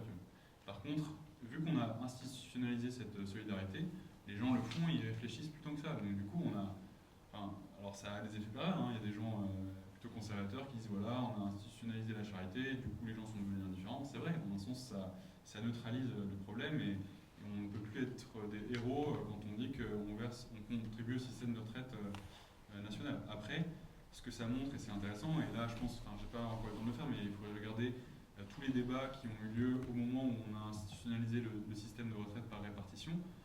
Aujourd'hui, les débats sur la taxe carbone, c'est exactement la même chose, sauf qu'on est on n'est plus à la même échelle spatiale. Mais après, c'est pas impossible que, c'est clair qu'au niveau de notre volonté, c'est difficile de nous mobiliser pour faire des actions quand on est tout seul. Mais si on commence, si on vise un peu l'intersubjectivité et qu'en plus de ça, on ajoute à ça je pense que nos capacités imaginatives sont importantes. Donc, c'est-à-dire qu'après, pour que ça soit mobilisateur et fédérateur, il y a des récits à construire et qui ne soient pas forcément de la pure manipulation. Et je pense qu'à partir du moment où on est prêt à voir que c'est des problèmes ce que je disais par rapport à la responsabilité analytique, c'est-à-dire que si je regarde mon action à moi, c'est sûr que ça ne représente rien. Par contre, quand on passe à des échelles collectives plus intéressantes, on peut commencer à avoir des projets. Et je pense que c'est vraiment... je pense que pour moi, quand j'ai repensé au système des retraites, je savais très bien qu'il y avait un système de retraite en France, mais c'est vrai que quand on y repense, on se dit, quand on paye nos charges sur le travail, c'est quand même un truc de fou. Et honnêtement, les gens l'ont un peu oublié, qu'il y a des systèmes de solidarité sociale qui permettent de maintenir un niveau d'égalité, de justice sociale qui est non négligeable. Et je pense que faire ça avec une taxe carbone, par exemple, ça pour moi, ce serait vraiment le projet du XXIe siècle si on voulait agir dans ce domaine-là. Mais du coup, qui est un projet assez systémique, parce que ça demande un effort au niveau de la redirection des politiques publiques et des incitations qui seront envoyées aux agents économiques dans le système économique qui seront très très différentes. Du coup, c'est un effort systémique, parce que ça changera le secteur de la santé, le secteur de l'alimentation, de l'agriculture, des services, tout sera changé. Mais du coup, je tempère un peu le côté pessimiste, c'est-à-dire que si notre présupposé c'est qu'on vit dans un monde et qu'on est tous des atomes et que la société c'est une congrégation d'atomes qui n'ont rien à se dire, c'est sûr qu'on est mal parti. Après, si on se rend compte qu'on peut se lier les mains entre nous et que faire quelque chose de constructif, là il y a des marges de manœuvre intéressantes, je pense. Mais bon, c'est clair que... Je suis d'accord. Ouais, je sais que tu es d'accord, mais sur le plan pratique, ça on en est très très loin, donc là c'est clair. Après, mais je pense que c'est quand même important d'avoir ça à l'esprit, quoi. Donc C'est moi, possible. je vais juste rebondir sur un truc. Je suis d'accord, c'est marrant. On Je suis devra pas d'accord. arrêter après, mais Ok. juste pour Finir, c'est que c'est sûr que ça c'est une issue potentielle, mais je pense que la phrase la plus importante que tu as dit concernant le système des retraites, c'est que c'était en 45, après une catastrophe. C'est clair, culturellement. Donc on revient à, on est très mauvais dans aussi bien la récompense ou la punition. On avait une punition qu'on venait de vivre, énorme, qui nous a poussé. Ou bien on va avoir une catastrophe, et là on va devoir se serrer les coudes. Mais ce que je suis d'accord avec toi, c'est complètement absurde de penser le truc en causal, on a besoin de penser le truc en systémique. Sauf qu'il faut une motivation réelle pour nous pousser à faire ça. Personne ne va pouvoir le faire pour une cause nébuleuse que dans 70 ans, quelque chose va se passer. Et du coup, c'est là où je dis que l'innovation peut être un truc plus réaliste. Je ne pense pas que c'est la seule solution. Mais disons qu'il y a beaucoup plus de gens qui essayent, et c'est moche, mais qui essayent de se dire on va trouver de nouvelles technologies, pas pour sauver la planète, pour faire plus d'argent, et d'autres personnes qui vont se ruer dessus, ou bien qu'il y ait une catastrophe énorme, on se dit on est obligé de se serrer les coudes et de créer une taxe carbone ou un truc alternatif, et moins de chances, après moi je suis pour que ça existe, que s'il ne se passe rien, on décide de se fédérer comme ça par un sursaut qui sort du nord. Moi, si tu veux, le sursaut, moi je t'accompagne. Sur cette note d'optimisme modéré, Excuse-moi, il y a une dernière question. on peut la faire rapidement. Nous allons. Allez-y. C'était presque 3 questions. Non, c'était juste sur les exemples plus proches de nous. Est-ce qu'il ne faudrait pas que les associations écologistes prennent des exemples plus proches? Parce que je trouve que les gens sont beaucoup plus mobilisés pour les abeilles que pour les ours blancs. Voilà, on parle toujours des ours blancs et c'est un petit peu loin de nous. C'est exactement ça qui Voilà. Et il y a plein de trucs, même en région, où les gens sauvent leur propre rivière parce qu'ils la voient tous les jours. Là. Et je trouve que dans la communication écolo, on parle du Bangladesh ou des choses qui sont peut-être un peu loin de nous. Et voilà. Donc c'est peut-être un truc. Et les 2 autres questions étaient, est-ce que vous qui pratiquez, ou toi qui pratiques la dissonance cognitive, est-ce que tu la reconnais quand tu tombes dedans? Et est-ce que ça t'aide ou pas du tout? J'ai des gens autour de moi en qui j'ai confiance, qui sont experts, qui me le disent. D'accord. Je dois dire, cash. Là aussi, on est très mauvais à reconnaître notre propre dissonance cognitive. Par contre, avec l'entraînement, ce qu'on peut faire, c'est qu'on peut apprendre à reconnaître les situations à risque, à faire l'erreur et à corriger. C'est-à-dire, disons qu'il y a un biais de confirmation. Je sais que le biais de confirmation existe. Je vois quelque chose que j'aime beaucoup. Je dis, waouh, c'est génial. Et après, je suis capable, maintenant, avec un entraînement et tout, de me dire, il y a peut-être un risque. Je vais ou bien demander à quelqu'un, est-ce que c'est vraiment génial, ou bien me dire, il faudrait que je réévalue en objectivisant ou en genre formalisant le truc, par exemple dans la logique, on formalise les arguments, et après de me dire, ben voilà, je m'étais gouré. Mais je fais tout le temps l'erreur, et après je dois corriger mon comportement. Mais ne pas tomber dans le truc, je ne vais pas dire que c'est impossible parce qu'on ne sait pas, mais genre, c'est hyper difficile d'être au courant de ses propres biais. Et c'est pour ça que je disais tout à l'heure qu'il faut un truc social. On est aveugle, on est presque aveugle à nos propres biais. Comme je dis, on peut arriver à un événement à travers des entraînements ou des jeux ou des trucs comme ça, des exercices, plein de trucs, à détecter les situations à risque. Mais ce n'est pas des compétences qui sont très transposables et généralisables. D'accord. Et dernière petite question, qui est plus un jeu d'esprit. Si justement cette dissonance cognitive n'existait pas, parce qu'elle sert quand même à ne pas tomber dans la dépression ou la remise en question totale de quelqu'un, est-ce que, je ne sais pas si c'est possible de répondre à ça, mais est-ce qu'on serait mieux ou est-ce qu'on serait encore pire que... Déjà, on serait beaucoup plus lent. Parce que comme je disais, 80-90% du temps, quand on réduit nos distances cognitives ou quand on vient des biais, et quand on fait des heuristiques, on appelle ça des heuristiques en général, donc des raccourcis, c'est ça qui nous permet d'être réactifs, de fonctionner. Donc, déjà, genre, construire une chaise, pour construire tout ce théâtre, il va falloir recommencer à apprendre à faire une chaise à chaque fois. Ce ne serait pas une bonne chose.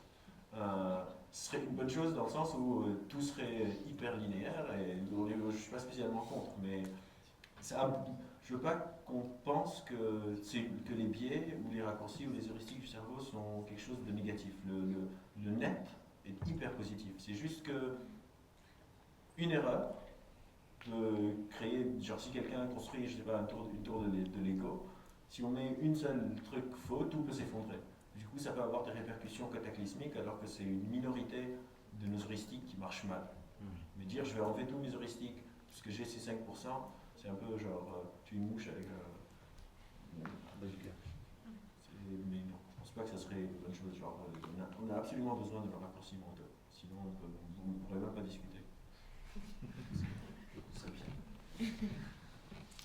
Ce serait bien pour l'environnement. Ce serait bien pour notre société. Bon ben, je crois qu'on va terminer sur cette question. Tristan va peut-être nous dire un dernier mot. Je retiens votre attention encore une toute petite minute, juste pour 2-3 points. Premièrement, si vous voulez aller plus loin sur toutes ces questions autour de la dissonance cognitive, n'hésitez pas à regarder le site de l'association Coginov. Ils ont en ce moment un projet. Ouais, alors pas tout de suite, Pas tout de suite. mais ça va venir. Voilà, donc il y a un projet en cours autour de la dissonance cognitive. Voilà. N'hésitez pas à regarder leur site Coginov. Et on va, juste pour le dire quand même, on travaille en fait avec une personne de l'association Chiasma. Vous pouvez aller sur notre page Facebook Chiasma Paris. Voilà. On fait des débats publics où on analyse nos pieds et nos arguments pour promouvoir la flexibilité mentale. Genre, comment est-ce qu'on peut changer la vie? Voilà. Merci. Et ensuite, si vous voulez être tenu informé des événements à venir, il y a déjà les événements autour de la COP21, mais il y aura d'autres événements dans l'avenir. N'hésitez pas à inscrire votre adresse email juste à la sortie de cette salle. Il y a une table avec des feuilles et donc tout qui est prévu. Vous pouvez simplement inscrire votre adresse mail si ce n'est pas déjà fait pour être dans la mailing list, être tenu au courant. Ensuite, on voulait remercier évidemment donc, l'ENS, le département d'études cognitives et le RISC, le relais d'information en sciences cognitives, pour leur soutien à la fois logistique et financier.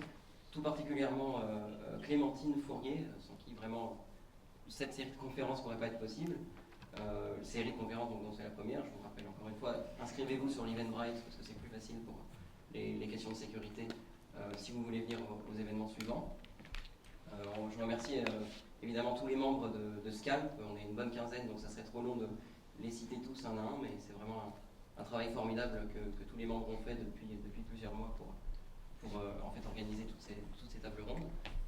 Merci aussi à Coginov d'avoir accepté, à Judith et Pierre d'avoir accepté d'animer la table ronde, et merci à nos intervenants évidemment, Pierre-Louis et Albert. Je crois qu'on peut vous remercier.